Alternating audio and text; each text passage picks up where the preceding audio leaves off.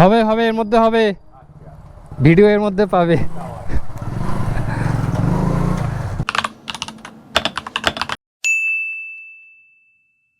সত্যি ব্লগার হয়ে গেলাম। এটা দুনিয়ায়, বাকি দুনিয়া বলতে পারবে আমি কি ব্লগার হয়েছি না হইনি। এই যে হোটেল নবান্ন, আমরা এখন চলে এসেছি চা সিঙ্গাড়া খেতে। চা সিঙ্গাড়া খাওয়া মানে চা খাওয়া হয়ে গেছে, সিঙ্গাড়া পাইনি।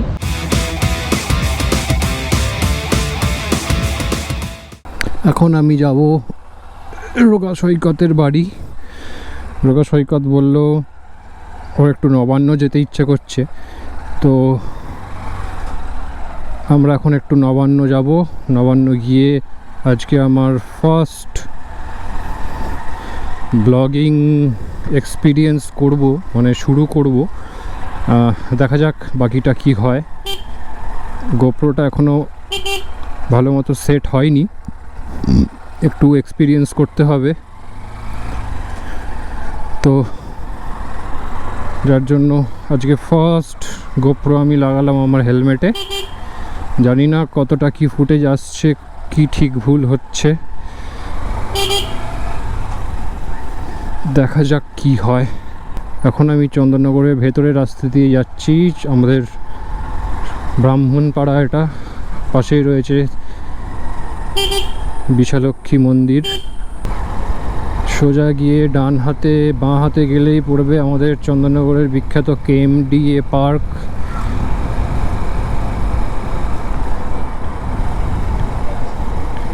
যেখানে সব ছেলেমেয়েরা প্রেম করতে আসে। এই যে ওয়ান্ডারল্যান্ড পার্ক বাঁ হাতে।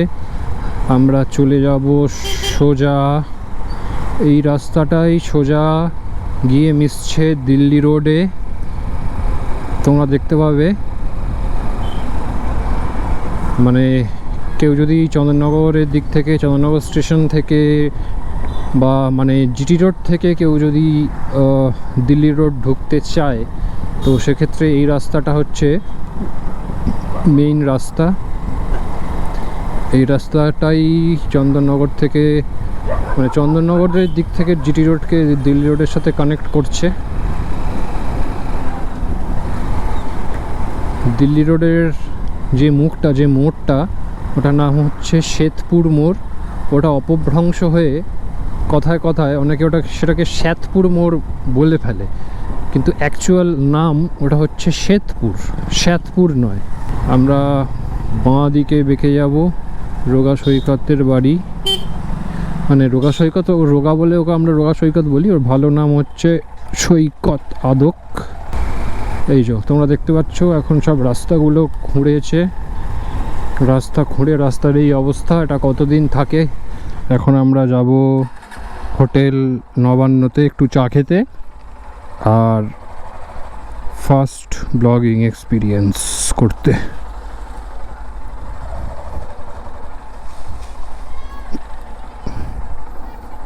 বস,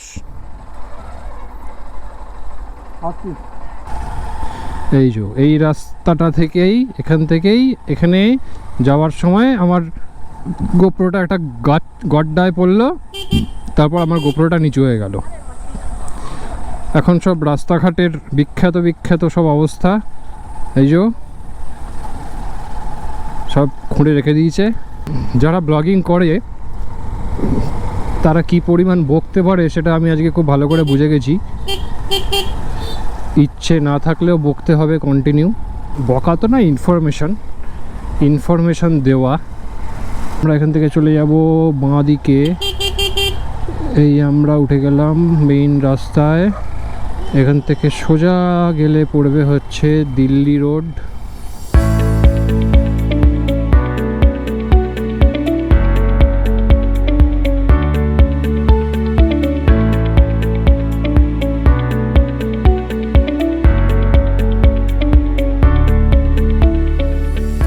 এটা হচ্ছে দিল্লি রোড।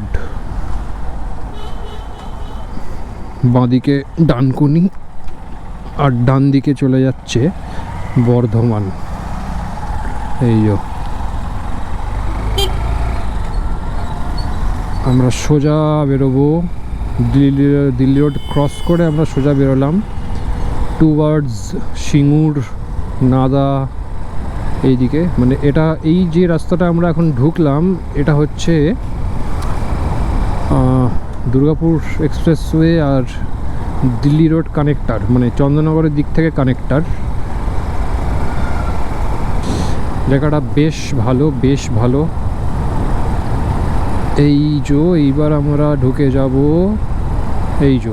দুপাশে দুটো পার্ক, বিখ্যাত পার্ক, বাঁদিকে ছুটি পার্ক, ডান দিকে নিউ দীঘা। শীতকালে এখানে বিশাল ভিড় হয়, এই যে নিউ দীঘা পর্যটন কেন্দ্র, আর এই দীঘা যে ছুটি পার্ক। তোমরা যারা এই দিকে থাকো তারা সবাই জানো, মানে চন্দননগর, চুঁচড়ো, হুগলি, মানকুণ্ড, ভদ্রেশ্বর এই দিকে যারা থাকো তারা সবাই জানো যে এই পার্কগুলোয় একটু পিকনিক হয়, ঠিক আছে, তার সাথে একটু নোংরামিটাও হয়।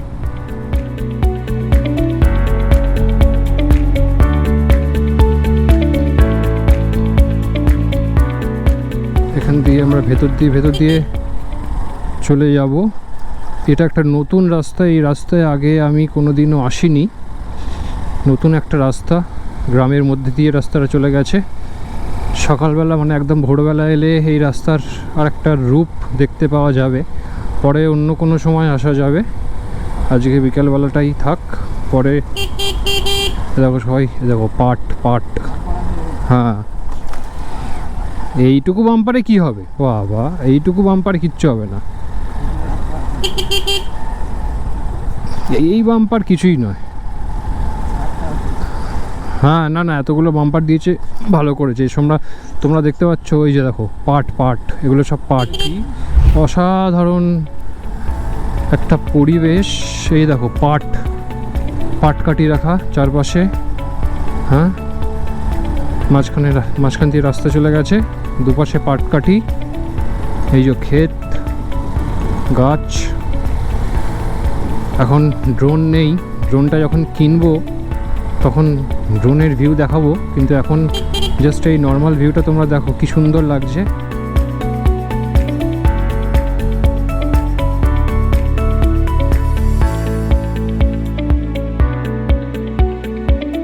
বাহ, অসাধারণ একখানা রাস্তা। মানে এইরকম রাস্তা আমাদের হুগলি জেলায় ভেতরে আরও অনেক আছে। সেটা এই দেখো বাঁশের ব্রিজ, বাঁশের একখানা কি সুন্দর ব্রিজ। এই যে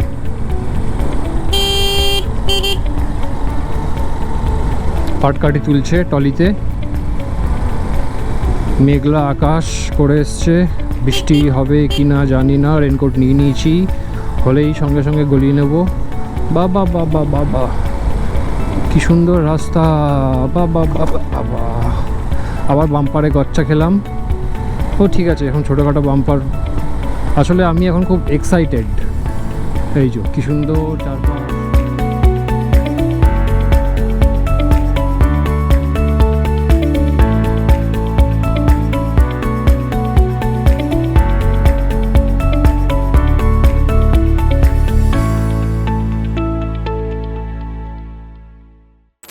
আকাশটা তোমরা সবাই দেখো, মেঘ, পুরো মেঘলা করে আছে আকাশ। সোজা তো? আচ্ছা, আমি রাস্তাটা চিনি না, যার কারণে বারবার সৈকতকে জিজ্ঞেস করতে হচ্ছে কোন দিকে। বাহ, সামনে একটা পুরনো মন্দির। জগদ্ধাত্রী ঠাকুরটা অসুর হয়?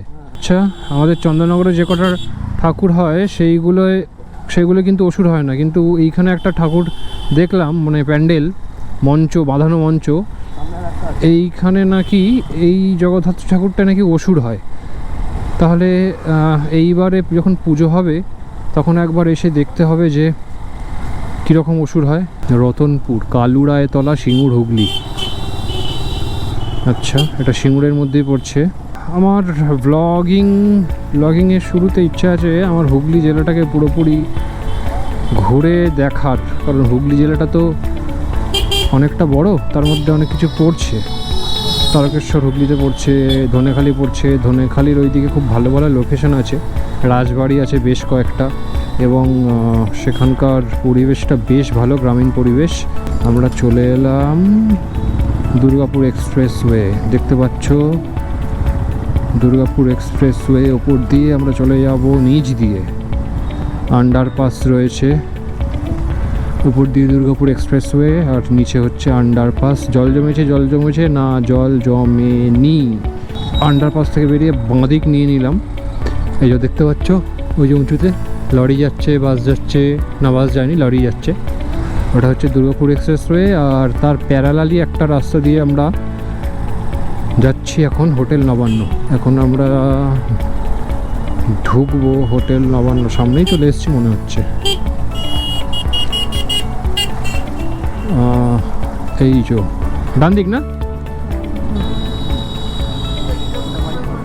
ও বাইক পার্কিং সামনে, বেশ। এই যে হোটেল নবান্ন বাইক পার্কিং, তাহলে আমরা এখানে রেখে দিই। এই যে হোটেল নবান্ন, আমরা এখন এসে গেছি হোটেল নবান্ন। আমি কেমন ব্লগারদের মতো বকবক করছি, আমি কি সত্যি ব্লগার হয়ে গেলাম? এটা দুনিয়ায়, বাকি দুনিয়া বলতে পারবে আমি কি ব্লগার হয়েছি না হইনি। বলো। এই যে রোকা সৈকত চা নিল, এই যে এটা আমার চা।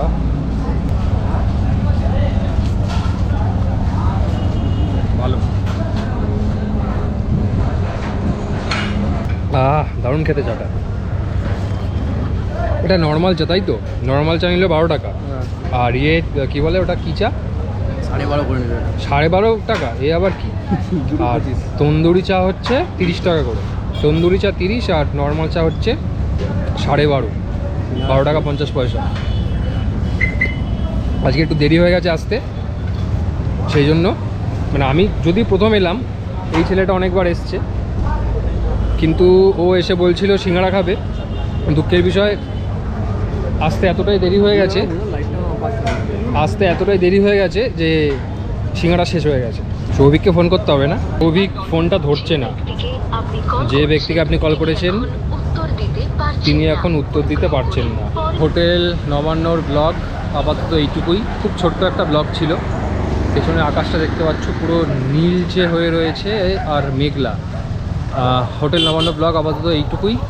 বাড়ি গিয়ে কাজে বসতে হবে, এডিট করতে হবে, ক্লায়েন্টরা নয়তো ফোন করে আমাকে খিস্তি মারবে। আপাতত নবান্ন ব্লগ এইটুকুই, দেখা হচ্ছে পরে অন্য কোনো ব্লগে। টাটা।